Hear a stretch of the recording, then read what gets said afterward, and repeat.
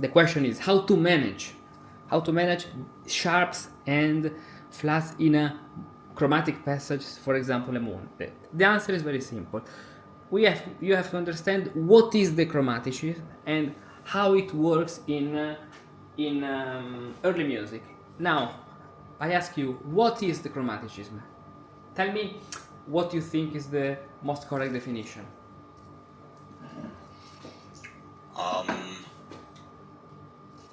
I'm not sure how to define something like that, but it has to serve a purpose, no? What do you mean? You don't just randomly add sharps and flats just because it sounds good or bad. In this case. So, no. You have to think to the chromaticism as, and this is something found with a solid foundation in early music theory. Chromaticism is when you call one the same letter, the same position, the same letter with two different syllables, from mi to fa or from fa to mi. This is very important. You have the same letter, the same chorda, the same position on the great scale, but you call it fa and then you call it mi, or vice versa. For example, let's do a practical example. I need a piece of music sheet here. Then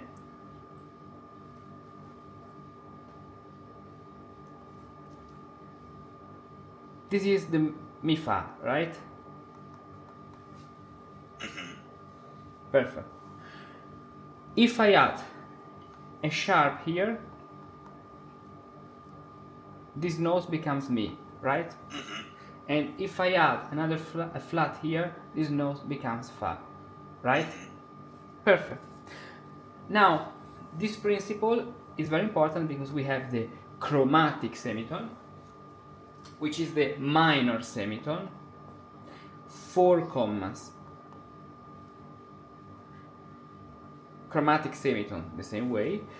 Diatonic semitone, let's use another color here. Diatonic semitone, where we have mi fa on 5 commas, two different chord, two different letters. This is important. Why? Let's take a scale. For example, C major scale from C sol fa ut, so C sol fa ut, D sol re, E la mi, F fa ut, G sol re ut, A la mi re, B fa be mi, and C sol fa ut. We already have two semitones, right? We have mi fa in this position, mi fa, and mi fa in this other position, mi fa. Perfect. Here we have tonus, tonus, semitonus, tonus, tonus, tonus, semitonus. Perfect. Now, where can we apply the chromaticism? Only here and only here, of course, when we have the tonus. Now, there is another question. The question is it more correct to use D flat or C sharp? An interesting question, because from a modern point of view, in modern music theory, they teach that if you are ascending, you'll put all the sharps in a chromatic scale. C, C, C sharp, D, D sharp, E, F, F sharp, G sharp, G, G sharp, A sharp, B, and C. And if you go down, you'll put C, B, B flat, A flat, G, G flat, all the flats. But this is not valid for early music theory, for Renaissance and Baroque music. No. Let's start from the mi-and-tone organ. On the mi-and-tone organ, you have a problem. You cannot play in all the keys, right? So we have C sol fa ut, this key, and then we have C sharp. Then we have A, so D, and we have E flat. Then we have E, F.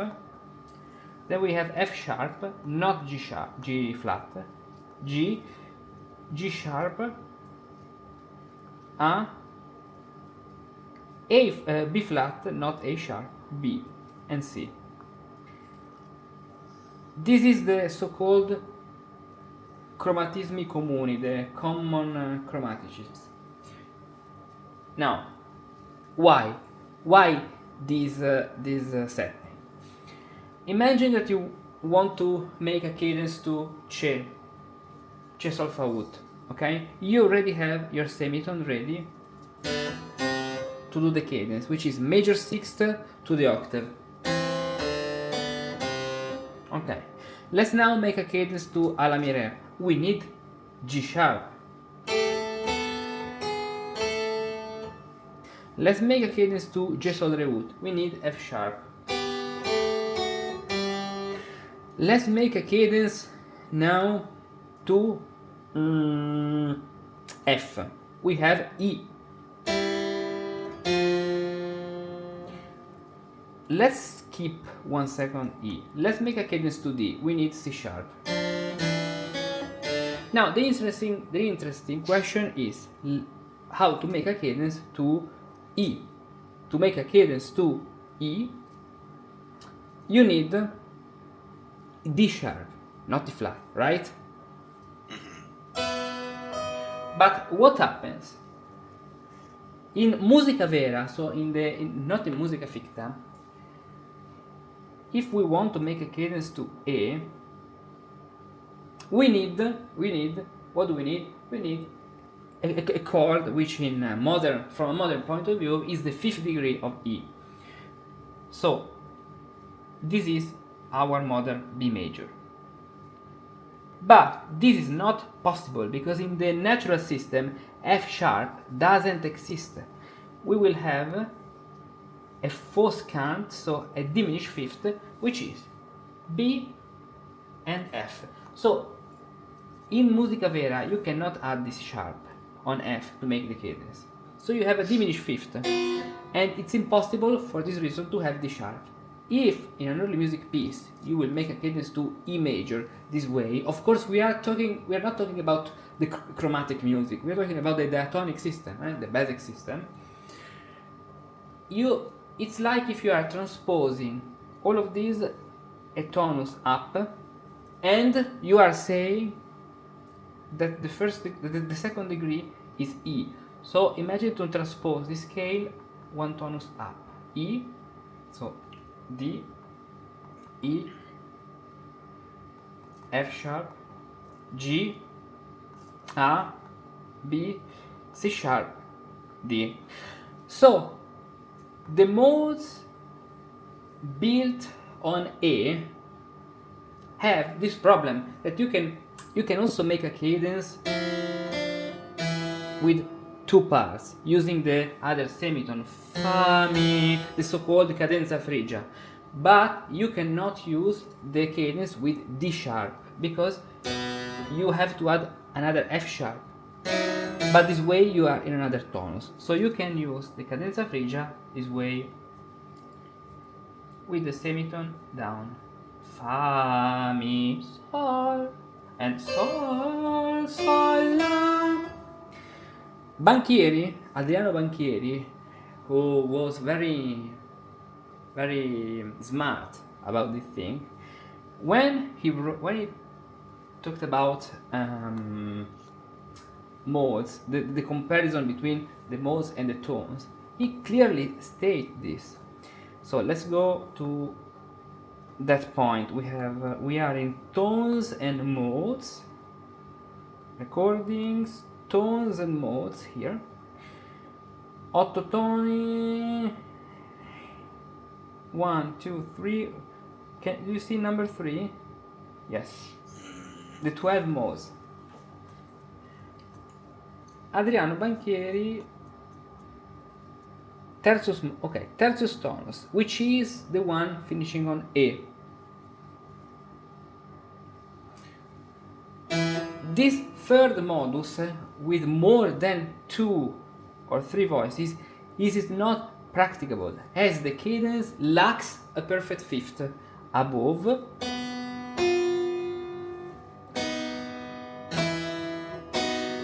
you cannot use F sharp. And below on B mi. Those who wish to use it should instead employ the two neighboring notes A below and C above. So make a cadence to A or to C instead of B. For more than two voices, it is better to use the tertius tonus ecclesiasticus instead of the third mode. That's why we do not have E sharp, D sharp, but we have E flat. So, in the natural system, this is, where is the, here? This is the most logical succession, where you have the notes of musica vera, here, the diatonic notes, the proportions of Boethius or Pythagoras, okay? The other notes with the sharps helps you to create cadences, musica ficta, and this note is your fa super la that you use when the nature of the chant is B hard, U, tre, mi, fa, sol, la, fa, la, and this is the other note you will use when the nature of the chant is E, is a B flat, so a fifth down, B flat becomes E flat. In order to show you what I mean with this, let's go here, which is a topic concerning solmization. So, as you can see, solmization is not only being able to read with hexachord, but it's something which then influences this aspect of chromaticism. Let's go here. Where is it? Hexachordal, no, recordings. Okay. In this point, where we have the fa super la, we have this example of by Banchieri. This is the fa super la starting on F.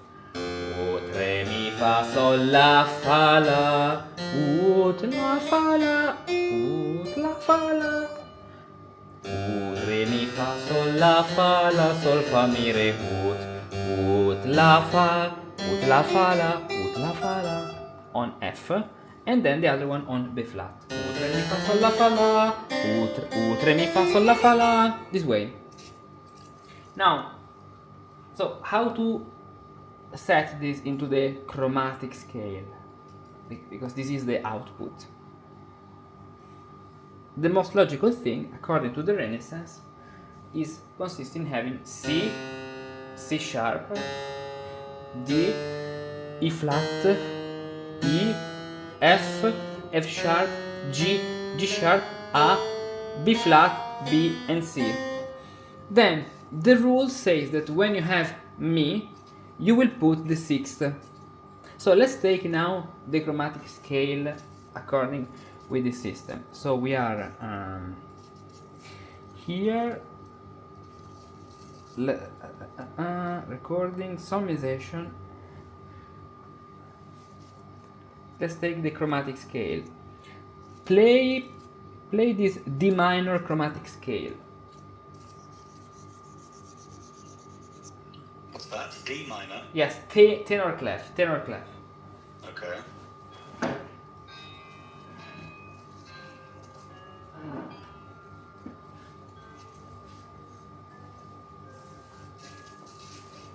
Okay. Now, what is the point? The point is that anytime we meet a mi, ficto or true, vero or finto, we have to put a sixth. What does it mean? It means that we have the first note, which is 3-5, re, E flat, so fa, mi, fa, mi, fa, mi, fa. In this point, this fa becomes mi. Fa, mi, fa, mi, fa. So you will put the sixth only over mi. Here you can turn by 5-6, 6-6. Now I play 5-3 anytime I have Anytime I have Fa. And anytime I have Mi, I play the sixth chord, 3/6.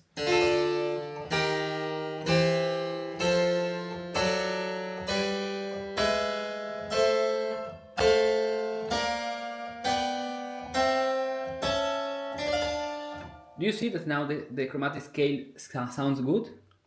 Because we are following the correct order of Mi and Fa alternation in the chromaticism.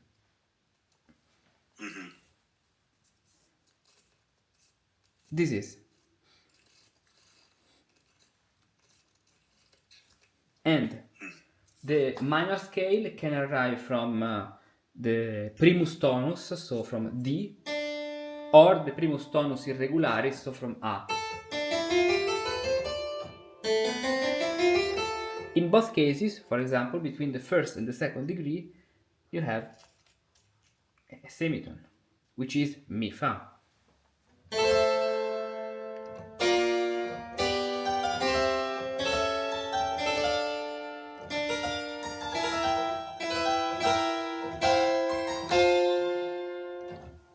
So what you have to look for is the Mi Fa and Fa Mi in the bass line that you can only apply when you have a tonus and not a semitonus.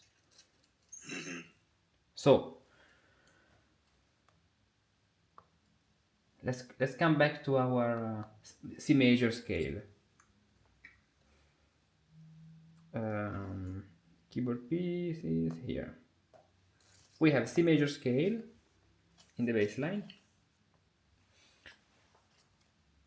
Here, what do you think? Is it more correct D flat or C sharp?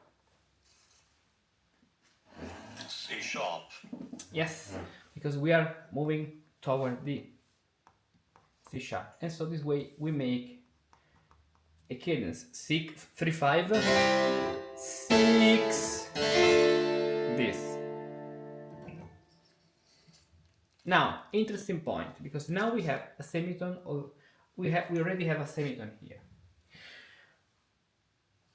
In Baroque style,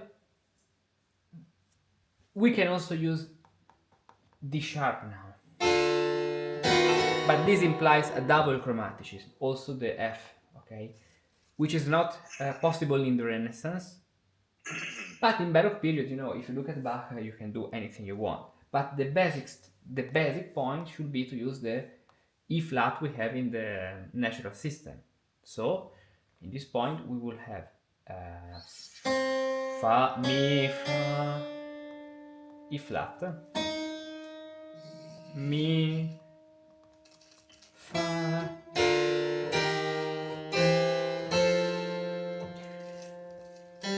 then F sharp,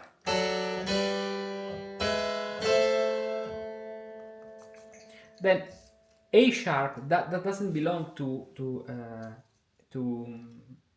C major. Do you remember that you showed me a video of Derek Remes? Not Derek Remes. Sorry. What was the name of the other? The other one? Essays on Music. Who? He were talking about that Fenaroli didn't do a passage. The mayor. Exactly, Eduardo de Meyer. This is the point. A sharp doesn't belong here. The Fa super La is on B flat. Doesn't belong to C major. It is on B flat. So, which means that you need B flat. And so this note is your Fa from the previous Mi, and Mi for the following Fa. The Fa is, of course, B flat.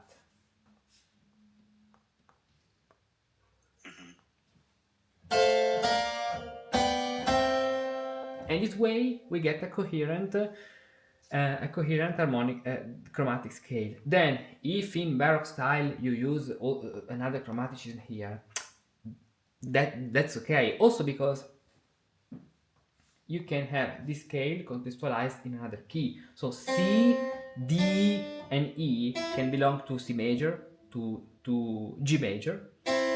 They can also belong to F major. So we have to consider always the context. Now play this scale, chromatic scale, And anytime you have a mi, so here, this case we have fa at this point, so mi here, so 6. Here you play two harmonies, 5 and then 6 with the fa super la. This 6 is this B flat.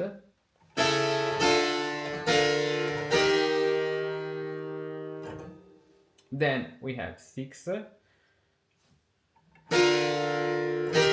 because this is natural.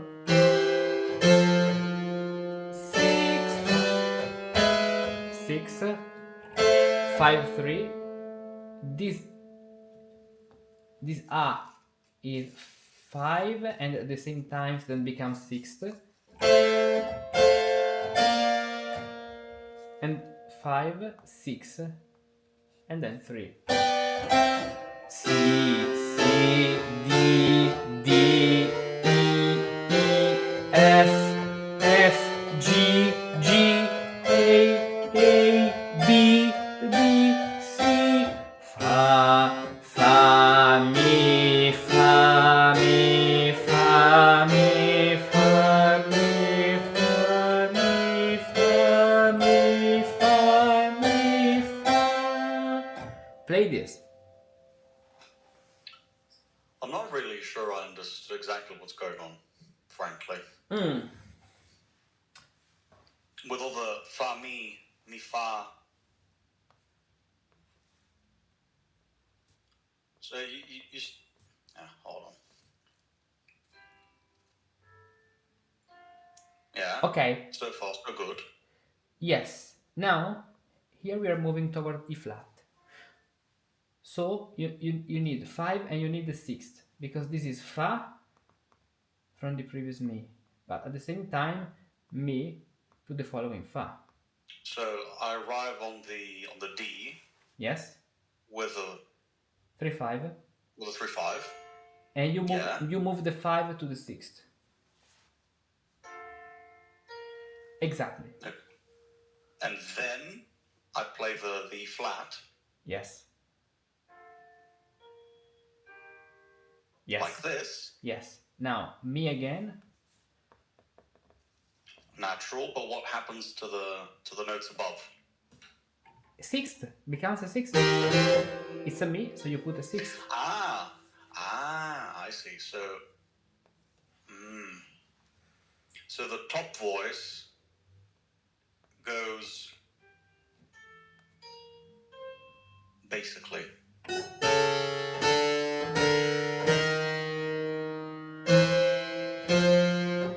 Yeah. We would never see that be natural. Not at this point. Okay. Also because I want you to notice one very interesting thing. Now, let's write the entire chromatic scale.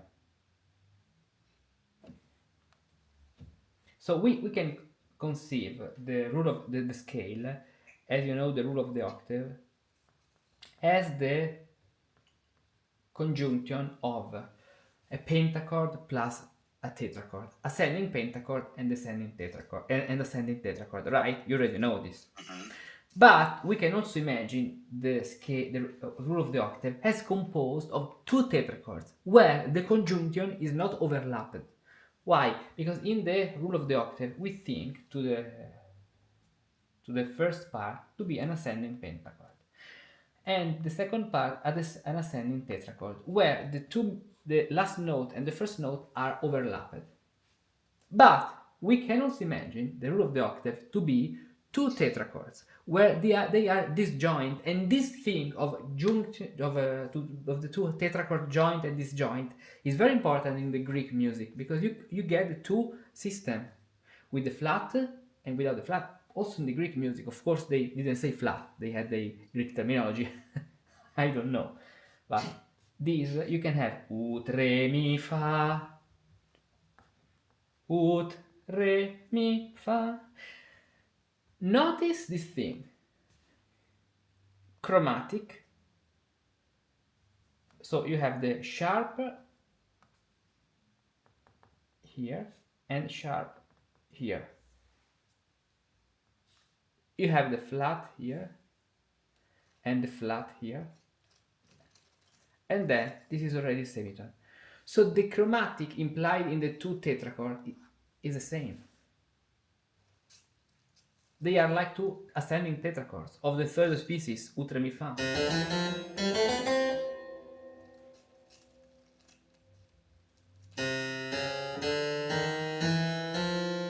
And in the middle, in order to connect the two tetrachords, you will put an F sharp here. But what happens in the first ascending tetrachord?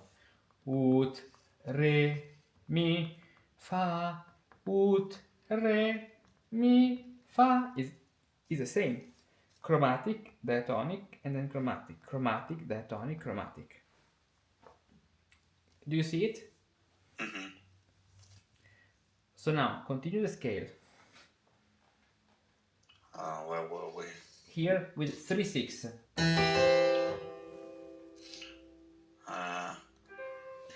Okay. 3/5. Now, 3/6. 3/6.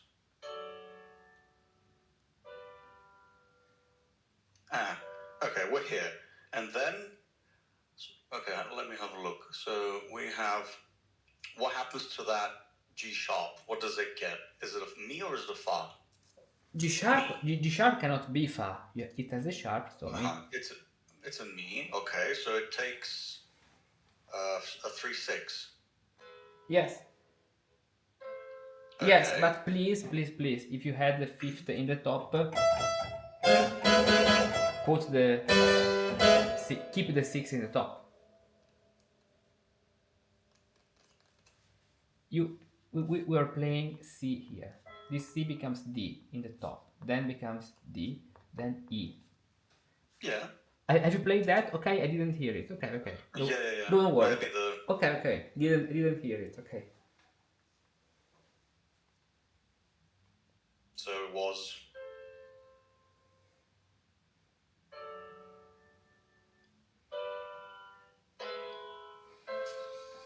Right? Yes, this note is fa to the previous mi, but then becomes mi to the following fa, because here you have fa, you have the flat, you have two diatonic semitones.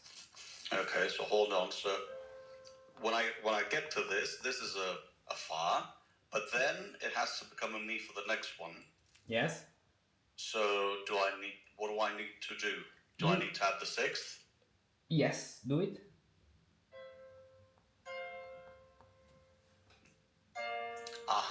Okay.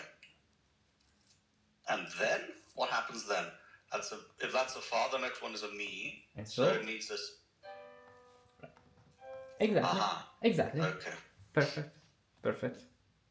And another question is, so this is what happens with the notes of let's call it the bass. But as far as any chromatic notes in the rest of the harmony on the right hand, you get what I mean. Yeah. Do I just follow the notes? The sharps and the flats of the key signature? Oh, wait. We are in C major. If we transpose this, if we are in E major, we have to transpose all this succession: tone, semitone. Yes, of course. You are talking. For example, you are asking if we had this chromaticism in the alto or in the cantus in one of the upper voices. But for example, at some point, let me have a look. At the very beginning, if I'm not mistaken, maybe we didn't mention it. Yeah, you talked about a double chromaticism at some point. We have D sharp and F sharp at the same time. Yes. How do I know that I need to do that or not? Because so far, let's call them the supporting notes to the bass to fill out the harmony, they just follow the key signature that we're in. So we're in C sharp. We're in C major. You don't have anything special other than that B flat, which is your fa super la. Yeah, we use so the other possibility consists in use the D sharp, having the double chromatic. Now, the first question is: can we find a double chromaticist in a point of the scale? Let's see. So, simple chromaticism, simple, only one, one, one, one. So, in this scale, we do not have any kind of double chromaticism. So, this double chromaticism helps us to arrive to make a cadence to E minor in order to have the fifth on E. If we use a double chromaticism, let's make a copy of this page. If we use the double chromaticism, what happens is that on E we won't have the sixth, but we'll have the fifth.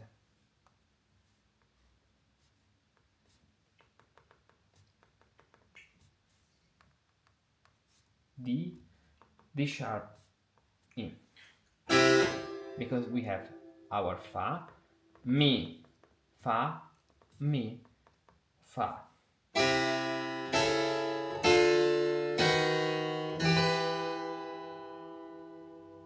Okay?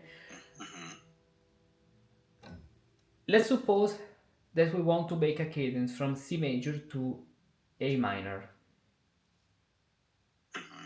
Okay? So A minor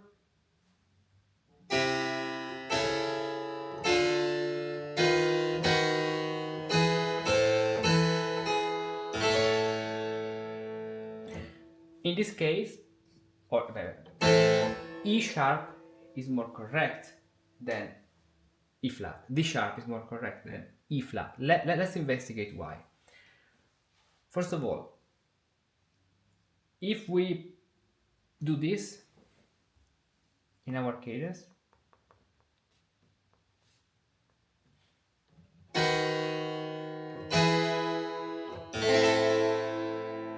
it's a normal, it can be a counterpoint cadence.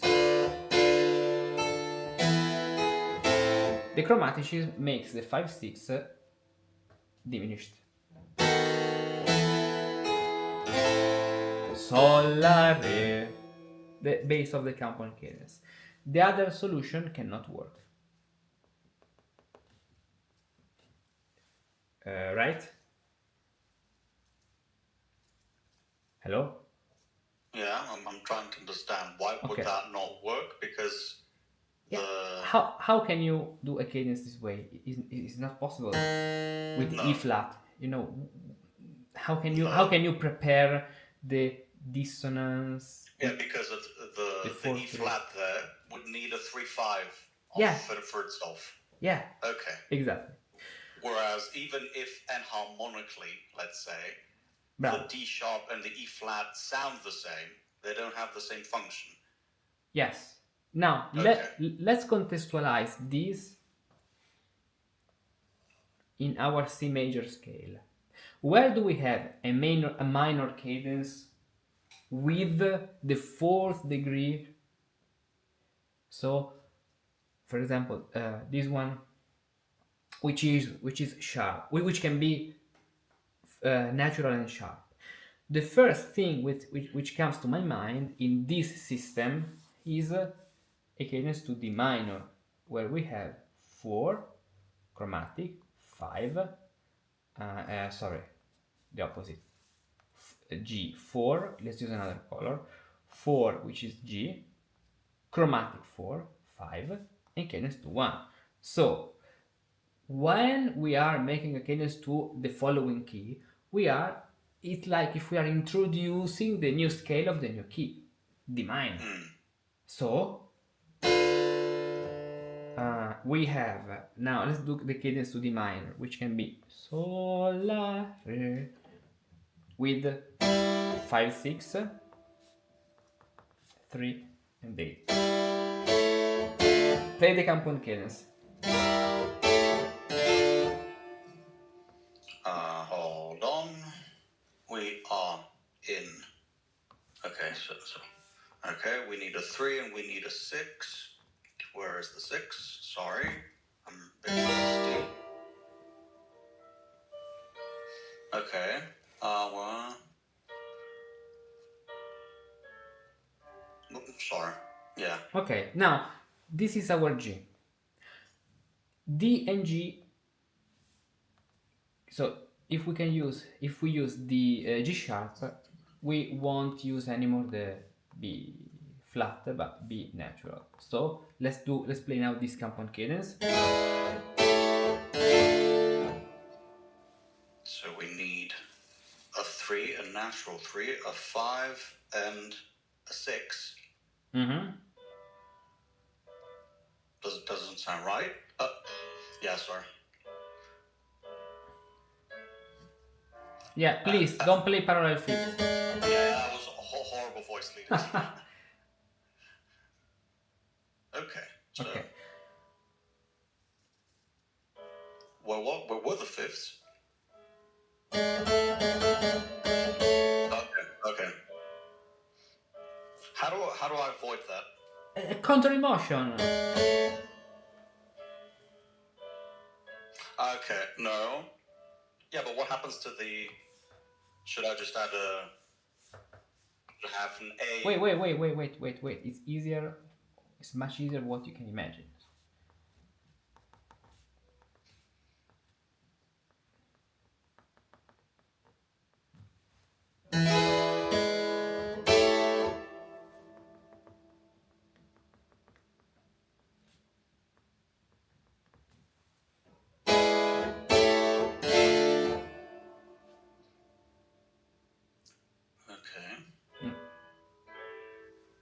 Okay.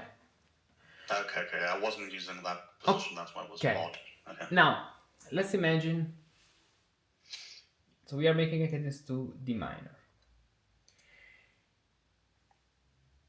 This is the fifth degree of G major.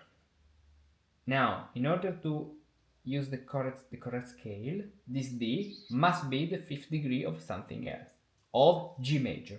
So now let's write the scale with the same succession, but starting from G major. So we have G, then we have G sharp, A flat, A natural. Then we had the fourth degree. So no. I made a mistake. Yes, A flat, B flat and B natural, C sharp, D sharp. Here it is, E. Fifth degree, fourth degree. Sorry, no, fifth degree. Fourth degree. I want to say fourth degree. Fifth degree of what? Of G major? No, of D. If you want to make a modulation to A minor. So in this context, it's like if we are borrowing this succession from G minor, from G major, where we have D and D sharp. It's a matter of transposition and relationship, and it is the way that the ancient musicians used to think.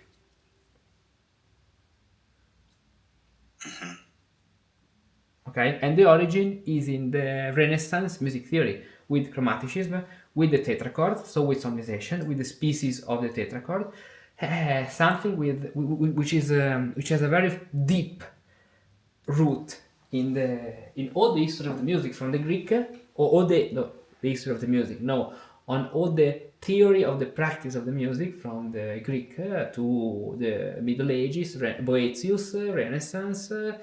And then the 18th century, and then after the, how to say rivoluzione francese in English? French Revolution. The French revolutions, when they started to destroy anything, So this is something with ancient origins. To understand deeply this, the way consists in studying the tetrachords, so the chromaticism, how to put solmizations, the correct syllables, how famille and all these things work. Okay? It's not easy, it's a big and very deep topic, but if someone wants to understand it very deeply, you have a lot of things things to study. I don't know any shortcut, okay? In any case, this is how to decide how to put the chromaticism. In my opinion, and based on the ancient music theory, this is the most correct situation. Then, of course, you can find a lot of exceptions. Take any page by Johann Sebastian Bach. But when you find some exceptions, you can say why it is an exception, why it is something very hard, which is a proof of the mastery of the composer. This I think.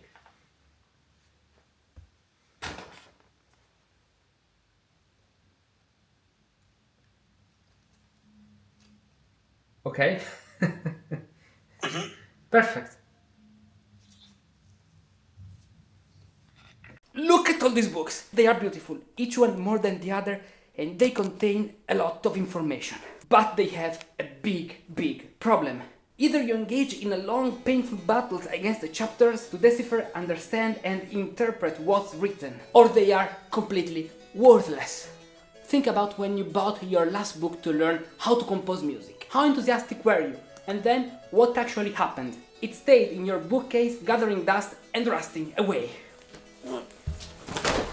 What you need, therefore, is not 1, 5, or 10 more books. What you need is an experienced guide who takes care to evaluate your current situation, is well aware of what your desired destination is, precisely because you tell him, so he can design the best path for your journey, points out the right exercises, shows you which mistakes to correct and how to correct them, and provides you with concrete tools to improve and get better step by step. In recent years, since I have been here on the web, I have had the pleasure of guiding by hand many people like you to learn how to compose music, to grasp the musical techniques, discover the secrets of musical composition, and then achieve concrete results. Because in the end, that's what matters, that everything you learn becomes a seed that grows your skills, and little by little you become able to compose music. And so you are happy, and happy are the people with whom you share this passion, music. For this reason, in order to help you to achieve these destinations, I've prepared 2 paths, with some things in common, but different. One to become a Renaissance Musicus Practicus, and another one to become a Baroque Musicus Practicus. Are you curious to discover all the beautiful things you can learn with me? Click on this link and download the special informational brochure, which contains all the information you need to make the best choice for you.